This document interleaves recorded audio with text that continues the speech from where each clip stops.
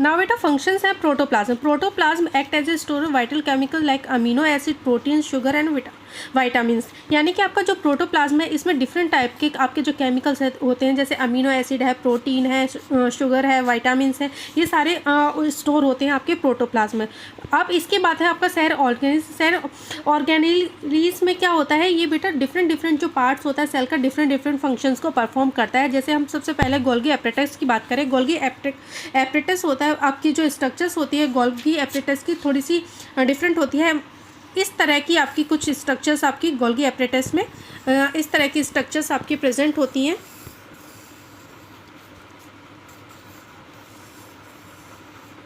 बेटा Golgi apparatus में इसमें आपके राउंड स्ट्रक्चर्स होते हैं। गोल्गी एपरेटस क्या करता है, आपका मेम्ब्रेन बाउंड स्ट्रक्चर्स होती है जिसमें फ्लूइड फिल्ड होता है और वेसल्स और वैक्यूल्स प्रेजेंट होते हैं। इस तरह की जो आपकी स्ट्रक्चर्स होती है हम इनको वेसल्स बोलते हैं, और इसमें जो स्पेस होता है उसको हम वैक्यूल्स बोलते हैं। ये क्या होता है, इस पर डिफरेंट स्ट्रक्चर्स प्रेजेंट होती हैं। इस पर छोटी छोटी सी आपकी जो इस तरह की पॉइंट लाइक स्ट्रक्चर्स प्रेजेंट होती हैं जिसे हम सिस्टर्नीज बोलती हैं। ये पैरेलल में अरेंज होती है, पैरेलली यानी कि एक इस साइड में एक इस साइड में, ऐसे साइड वाइज ये अरेंज होती हैं। इसका फंक्शंस क्या होता है, इसका फंक्शंस हम देख लेते हैं। मेन फंक्शन है स्टोरेज एंड मॉडिफाइड, स्टोर करना मटेरियल्स को, मॉडिफाई करना आपके सेल्स को, और पैकेज करना डिस्पैच सब्सटेंस की। जो सब्सटेंस है जो आपके डिस्पैच होने वाले हैं यानी कि बाहर निकलने वाले, उनको आपका पैकेज करके रखती है। इसके बाद है सिंथेसाइज करती है सेल वॉल।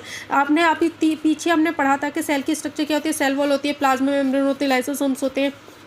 तो ये क्या करती है, सेल वॉल को सिंथेसाइज करती है, प्लाज्मा मेम्ब्रेन को सिंथेसाइज करने में हेल्प करती है। लाइसोसोम्स भी सेल में प्रेजेंट होते हैं। लाइसोसोम्स को हम सुसाइड्स ऑफ बैग भी बोलते हैं।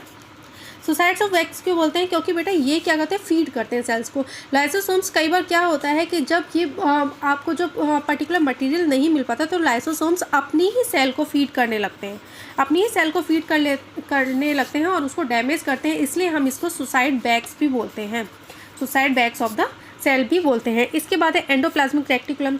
आपका जो एंडोप्लाज्मिक रेक्टिकुलम, इससे बंडल लाइक स्ट्रक्चर्स होती हैं आपकी एंडोप्लाज्मिक रेक्टिकुलम।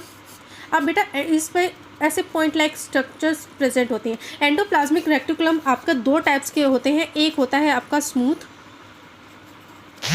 और एक होता है आपका rough endoplasmic reticulum. Smooth endoplasmic reticulum और एक होता है आपका रफ एंडोप्लाज्मिक रेक्टिकुलम। रफ और स्मूथ का बेटा जिस पर आपके सिस्टम प्रेजेंट होते हैं यानी रेक्टिकुलम प्रेजेंट होते हैं, आपके थ्रेड लाइक स्ट्रक्चर्स होते हैं, सिस्टनीज प्रेजेंट होते हैं, वो दो तरह के होते हैं, स्मूथ और रफ। स्मूथ होते हैं और आपके जो रफ होते हैं, स्मूथ और रफ का जिन एंडोप्लाज्मिक रेक्टिकुलम पर राइबोसोम्स क्या प्रेजेंट होते हैं, राइबोसोम्स हम इनको बोलते हैं। देखो जिनके सरफेस पर राइबोसोम्स प्रेजेंट हैं वो तो रफ होंगे। जैसे मान लो ये एक कोई आपका सेल है, इसमें बहुत सारे राइबोसोम प्रेजेंट हैं, तो इसका सरफेस कैसा हो जाएगा, रफ। तो ये रफ, और जिस पे ये प्रेजेंट होंगे वो रफ होगा, और जिस पे अपसेंट होंगे वो स्मूथ होगा। ये है आपका एंडोप्लाज्मिक रेक्टिकुलम। एंडोप्लाज्मिक रेक्टिकुलम का अब काम क्या होता है, इसका आपको ये देखो यहाँ पे बताया गया है, rough endoplasmic reticulum and smooth endoplasmic reticulum. जिस पे राइबोसोम्स अपसेंट होते हैं वो स्मूथ होता है, जिस पे प्रेजेंट होते हैं वो रफ होता है। इसका फंक्शंस क्या होता है, इंटरनल सपोर्ट प्रोवाइड करता है सेल को।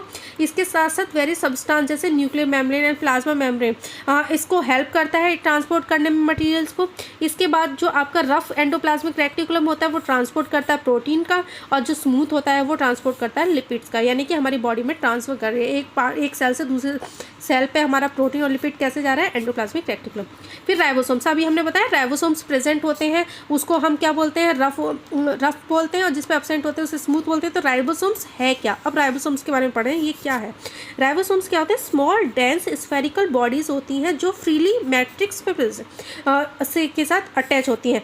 अब इसका काम क्या होता है, इसका काम होता है ये वैसे ये कैसे बने होते हैं, ये आपकी आरएनए और प्रोटीन से मिलकर बनी होती है। और इसका फंक्शंस क्या होता है, सिंथेसाइज ऑफ प्रोटीन, प्रोटीन को बनाना, प्रोटीन से मिलके बन रहा है और प्रोटीन को ही सिंथेसाइज कर रहा है।